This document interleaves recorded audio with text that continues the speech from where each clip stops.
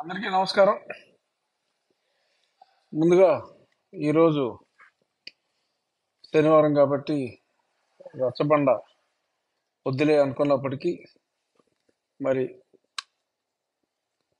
ఇందాక ఈరోజు ఉదయం కాస్త ఆలస్యంగా కొన్ని పరిణామాలు గమనించిన పిదప సరే కాసేపు రెగ్యులర్గా అరగంట కాకుండా ఒక 10 నిమిషాలు ఈ విషయం మీద చర్చించాలి అని అనిపించింది.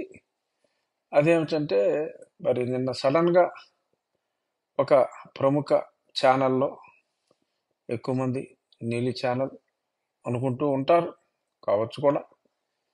ఆ నీలి ఛానల్లో భారతీయ జనతా పార్టీ తెలుగుదేశం జనసేనతో కలిసి ప్రయాణం చేస్తుందని వచ్చింది. అంతవరకు బాగానే ఉంది. నేను సంవత్సరంన్నరగా చెప్తూనే ఉన్నా, ఈ మధ్యన ఇంకా గట్టిగా చెప్తున్నా. నిన్న రచ్చబండలో కూడా చెప్పుకోవటం జరిగింది వస్తుంది అని. ఎందుకంటే ఎప్పుడైతే పవన్ కళ్యాణ్ గారిని మరి భీమవరంలో ఓడించాలి అని ఆయన పిలిపించారో అప్పుడే నేను చెప్పడం జరిగింది, ఇది చూసే కంగారు పడుతున్నాం. ఆయన 50,000 మెజార్టీతో నెగ్గటమే కాదు, ఇంకొక పార్టీ కూడా నీ వాళ్ళు అనుకుంటున్న వాళ్ళు కూడా వీరితో కలుస్తారు అని చెప్పి కూడా నేను అనటం జరిగింది. ఆ తర్వాత టీవీలో చెప్పారు 12 అసెంబ్లీ స్థానాలు, ఒక 6 పార్లమెంట్ స్థానాలు కోరుకుంటున్నట్టుగా. అది నిజమా కాదా అన్నది పక్కన పెడితే సమ్ కలిసి వెళ్ళాలి అనే ఆలోచన గురించి ఆలోచిస్తున్నారు అన్నదైతే స్పష్టం, ఎప్పటి నుంచో స్పష్టం. కానీ మరి ఇంతలో మరి వైసీపీ ఉలిక్కి పడింది. మరి వారికి తెలియకుండా మరి ఆ టీవీ వారు ఆ వార్త వేసినట్టున్నారు. అంటే దాన్ని ఎలాగైనా సరే ఆదిలోనే మరి ఏదో రకంగా ఎలా అయితే ఇంకా కలిసిపోయినప్పటికీ కూడా ఈరోజు కూడా పవన్ కళ్యాణ్ గారు పేరు మీద ఒక 10 ఎంపీలు 50 ఎమ్మెల్యేలు ఉంటేనే పవన్ కళ్యాణ్ గారు పొత్తు అంటున్నారు, లేకపోతే లేదంటున్నారు అని ఏదో రకరకాలుగా మా ప్రస్తుత ఈశ్వర రైకాపాగాళ్ళు మరి ఇలా తయారు చేసి వదులుతున్నారు. మీరెంత కవ్వించిన కనికరమే కానీ కసి రేగటం లేదురా బాలక అని మాయాబజార్లో రంగారావు చెప్పినట్టే మరి అటు కళ్యాణ్ గారు కానీ అందరూ కూడా పెద్ద సీరియస్గా మిమ్మల్ని తీసుకోవటం లేదు. సరే, అది అలా ఉండగా మరి ఇప్పుడు ఈ పులి మీద పుట్టలాగా ఈ భారతీయ జనతా పార్టీ కూడా కలిస్తే మన పరిస్థితి ఏమిటి, ఆ టీవీలో వచ్చింది నిజమైతే మన పరిస్థితి ఏమిటి అని చెప్పి మరి కొందరిని ఉసిగొల్పినట్టుగా తెలిసింది. మరి ఆ కొందరు మరి గతంలో కొందరి చేతిలో కొంచెం ఇబ్బంది పడ్డవారే వారు మీడియాలో. మరి వారు కేవలం ఒక 75 సీట్లు ఎమ్మెల్యేలు, ఒక 12 ఎంపీలు ఉంటేనే పొత్తు ఉంటుంది అని ఒక మీడియాలో, అదే మీడియాలో ఏ నీళ్ళు చాలని ప్రజలు అనుకుంటున్నారు.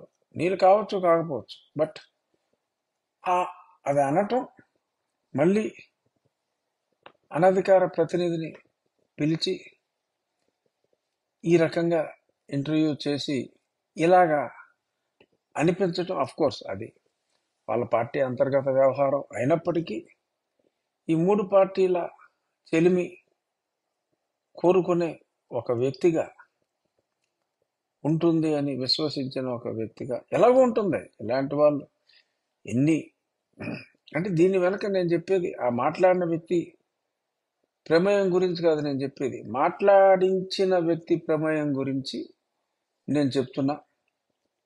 ఇటువంటి వ్యర్థ ప్రయత్నాలు మరీ ఎక్కువగా చేస్తే మరి నాకు తెలిసి ఆ మాట్లాడించిన వారిని ఏమీ చేయలేకపోయినప్పటికీ మాట్లాడిన వారే మరి ఏమన్నా ఇబ్బంది పడే అవకాశం ఉంటుందేమో అని నేను భావిస్తున్నా.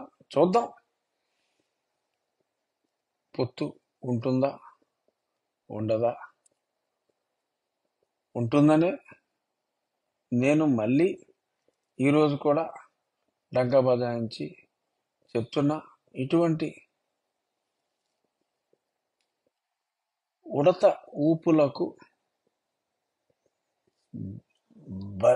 బలం బలంగా ఉన్న కూటమికి ఇటువంటి ఉడత ఊపుల వలన ఎటువంటి ఇబ్బంది ఉండదు. It will be ignored. And ఇది చూసి ఎవరు ఎటువంటి అపోహలు పెట్టుకోవాల్సిన పని ఏమాత్రం అవసరం లేదు అని చెప్పడానికి నేను, ఎందుకంటే కొందరు ఈ చెలిమిని కాంక్షించే కొందరు, ఓహో ఎవడో మాట్లాడేశాడు, మాట్లాడినాడో పెద్ద మహానాయకుడు కావచ్చు, అతను మహానాయకుడే కావచ్చు, కానీ టైం విల్ టెల్ ఆ మహానాయకుడు చెప్పింది కరెక్ట్ అయిందా, నేను చెప్పింది కరెక్ట్ అయిందా అనేది టైం విల్ టెల్. నేను గతంలో చెప్పా, నలుగురితో ప్రారంభం అయింది. కోర్స్ ఎప్పుడో నా ఒకటితో అయింది. నలుగురితో ఆనం రామనారాయణ గారు, శ్రీధర్ రెడ్డి గారు, శ్రీదేవి గారు, చంద్రశేఖర్ రెడ్డి గారితో ప్రారంభమైంది. త్వరలో ఒక 4 నెలల్లో అది 40గా మారుతుంది అని చెప్పడం జరిగింది. చూశారు కదా, ఇప్పుడు అది 40గా మారింది.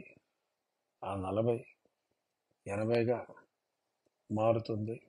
అలాగే ఎలా అయితే పవన్ కళ్యాణ్ గారు, చంద్రబాబు నాయుడు గారు ఎన్ని రకాలుగా ఎవరు ఎలా మాట్లాడినా ప్రజా సంక్షేమం కోసం ముందుకెళ్తున్నారో, అదే రకంగా భారతీయ జనతా పార్టీలో ఉన్న ప్రముఖ నాయకులు, నేను చెప్పేది గోముఖ నాయకుల గురించి కాదు, ప్రముఖ నాయకుల గురించి చెప్తున్నా.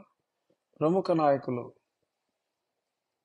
ప్రజా సంక్షేమం కోసం కృషి చేస్తూ మరి ఒక బలమైన కూటమిగా, అంటే ఈ ప్రత్యర్థిని కొట్టడానికి పెద్దగా అవసరం లేదు, అయినప్పటికీ కూడా కలిసే మనం ప్రజా సంక్షేమం కోసం,